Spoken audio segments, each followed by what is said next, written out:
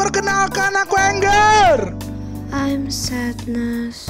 Hello, I am Fear.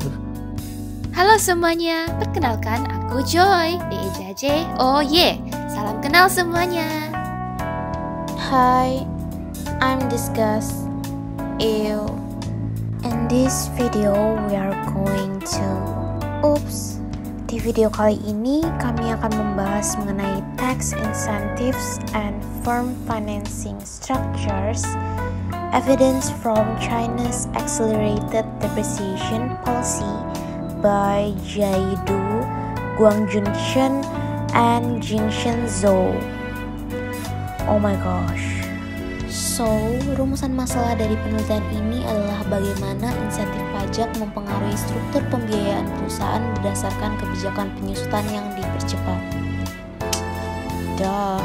Penelitian ini bertujuan untuk menyoroti konsekuensi yang tidak diinginkan dari kebijakan penyusutan aset tetap Cina yang dipercepat sebagai kejutan kebijakan untuk menyelidiki dampak insentif pajak pada struktur pembiayaan utang perusahaan. Kemudian menilai dampak kebijakan pengurangan pajak pada struktur pembiayaan utang perusahaan yang dilihat dari jatuh tempo aset liabilitas perusahaan. Adapun manfaat dari penelitian ini ialah untuk memperoleh pengetahuan mengenai hubungan antara pemotongan pajak dan struktur pembiayaan perusahaan. Kemudian juga menunjukkan bahwa kebijakan pengurangan pajak dan biaya dapat berdampak pada risiko masa depan perusahaan. Hold on, what is this? Next adalah rangka dan temuan dari penelitian sebelumnya. Nah, teman-teman sekalian yang aku sayangi dan kasihi di dalam nama, penelitian ini sebenarnya telah dibangun di atas berbagai penelitian dan penemuan sebelumnya mengenai dampak accelerated depreciation policy terhadap struktur finansial perusahaan. Dan berikut ini adalah penelitian tersebut. Pertama, penelitian dilakukan oleh Fan dan Liu di tahun 2020 serta Zwick dan Mahon di tahun 2017 menunjukkan bahwa kebijakan ini mendorong perusahaan dalam bidang investasi aset tetap. Tetapi ada konsekuensinya. Kebijakan ini secara tidak sengaja menyebabkan timbulnya ketidakcocokan jatuh tempo, membuat investasi jangka panjang malah dibiayakan oleh hutang jangka pendek. Dan dapat dilihat, perusahaan pada saat itu mengalami peningkatan besar pada hutang jangka pendek, sementara investasi jangka panjang hampir tidak mengalami perubahan. Ada spekulasi mengatakan hal disebabkan karena sistem finansial China masih didominasi oleh bank. Selain terdapat informasi asimetri antara bank dan perusahaan, pemerintah juga mengendalikan tingkat bunga bank, sehingga bank mempunyai insentif rendah untuk menerbitkan pinjaman jangka panjang dan menyebabkan perusahaan memakai pinjaman jangka pendek untuk membiayai aset jangka panjang mereka. Kedua, kebanyakan penelitian sebelumnya melihat dampak tax reduction policy ini dari perspektif biaya dan manfaat. Penelitian dilakukan oleh Kairan Harrison di tahun 2011, Liu dan Lu di tahun 2015, serta Zhou et al. Di tahun 2019 mengambil data mereka dari PPN Cina yang terbaru. Dan terbukti bahwa dari pembaharuan ini, perusahaan dapat menduduki semua aset tetap yang telah dibeli pada titik tertentu dan berpengaruh positif dalam meningkatkan investasi jangka panjang terhadap aset jangka panjang. Dan yang terakhir, meskipun kebijakan ini mengurangi biaya dan pajak, jika jatuh tempo hutang perusahaan tidak dapat dicocokkan, masalah ini dapat menyebabkan resiko perusahaan meningkat di masa mendatang. Next, rangka penelitian ini yaitu dampak accelerated depreciation policy di China bukan membahas dalam hal investasi jangka panjang, melainkan dalam struktur finansial perusahaan berupa aset dan liabilitas. Apa saja asetnya? Aset tentu saja aset lancar, aset jangka panjang, total aset. Lalu liabilitas ini, hutang jangka pendek, hutang jangka panjang, total hutang perusahaan.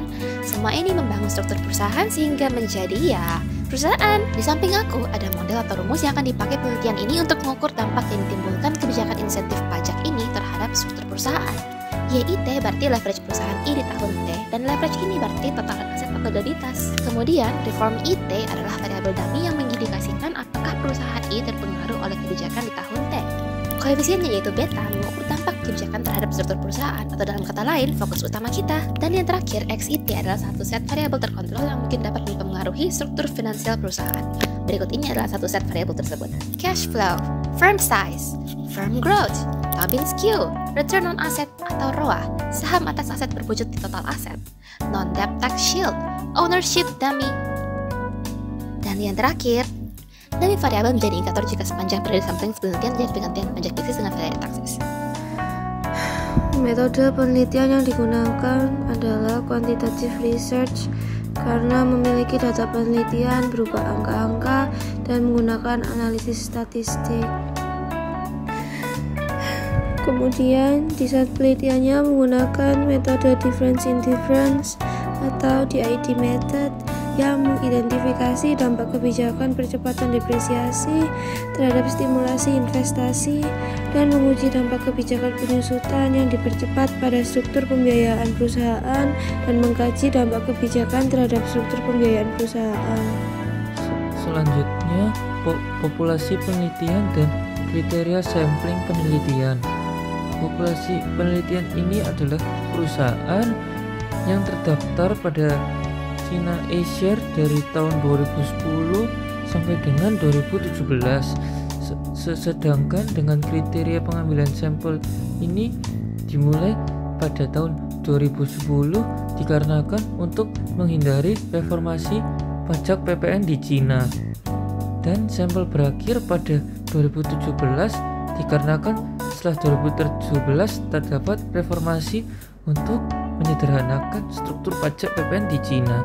Selanjutnya yaitu data penelitian dan alat analisis yang digunakan.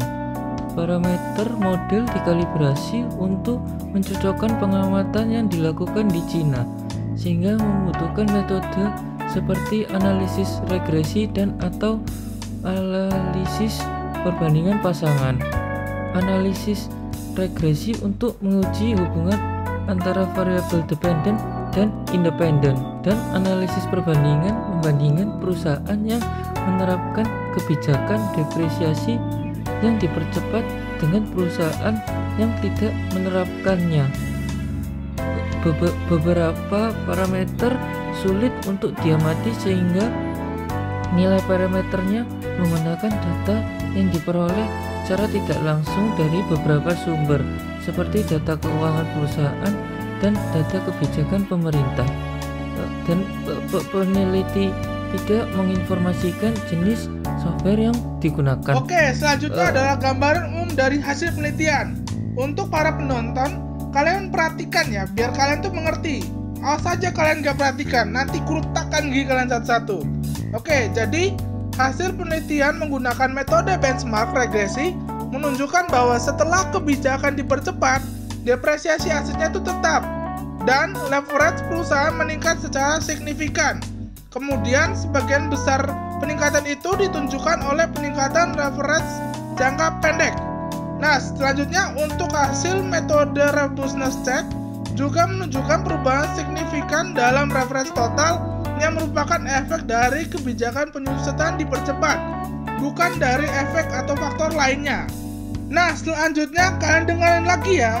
Untuk hasil penelitian metode eksplorasi mekanisme menunjukkan bahwa kebijakan penyusutan dipercepat mendorong peningkatan investasi fixed aset yang dibiayai oleh utang jangka pendek, sehingga membuat ketidaksesuaian jatuh tempo yang lebih besar antara aset dan kewajiban perusahaan. Kemudian untuk hasil penelitian menggunakan metode analisis heterogenitas menunjukkan peningkatan leverage jangka pendek yang diamati antar perusahaan cenderung tidak mendapatkan kredit jangka panjang dari bank. Nah, hal ini termasuk untuk perusahaan berukuran kecil dan perusahaan dengan pangsa aset berwujud rendah. Nah, selanjutnya untuk kesimpulan, kalian dengerin ya. Jadi kebijakan penyusutan yang dipercepat dapat menguntungkan perusahaan, seperti meringankan beban perusahaan serta meningkatkan kegiatan investasi perusahaan. Nah, sedangkan untuk kerugian yang ditimbulkan dari kebijakan tersebut, yaitu adanya resiko ketidaksesuaian jatuh tempo bagi perusahaan dan meningkatkan leverage jangka pendek membuat perusahaan kecil berada posisi yang relatif tidak diuntungkan dalam alokasi kredit bank.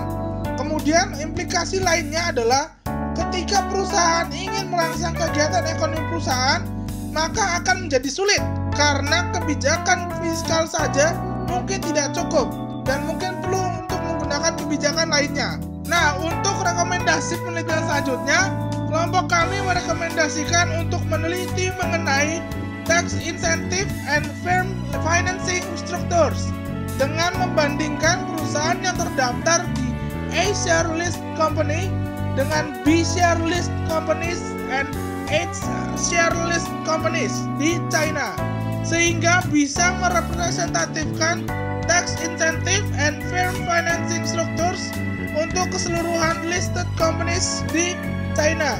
Serta dapat juga dilakukan penelitian untuk mencoba mengevaluasi sektor lainnya dengan periode terbaru sebagai subjek penelitian dengan menggunakan metode yang sama. That's it folks, thanks for watching. Share your thoughts in the comment section and don't forget to like our video.